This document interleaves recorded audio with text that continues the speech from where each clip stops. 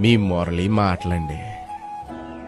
Parliament నియోజకవర్గాన్ని ఓ జిల్లాగా మార్చాలనే మీ ప్రభుత్వ నిర్ణయాన్ని మేమెలాగా ఆపలేమండి.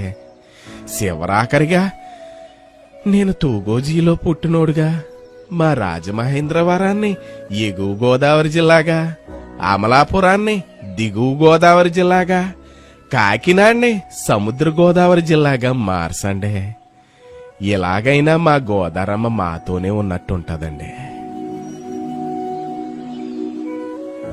అలాగే పాగో జిల్లాలో ఉన్న ఏలూరులోనే గోదారమ్మకు, కృష్ణమ్మకు ఆఖరి మజిలీ కాబట్టి అంత్య గోదావరి అని, నరసాపురానికి నృసింహ గోదావరి అని పేర్లెడతండి.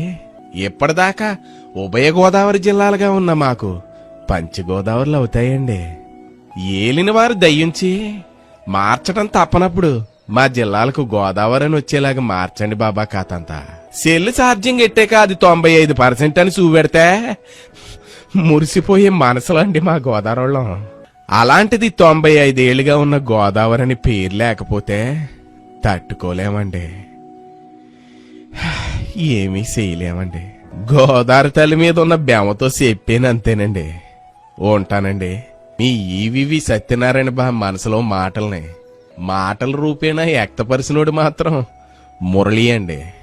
హాయ్, మేం గోదావరిలోమండి. గోదావరిలోమేనండి.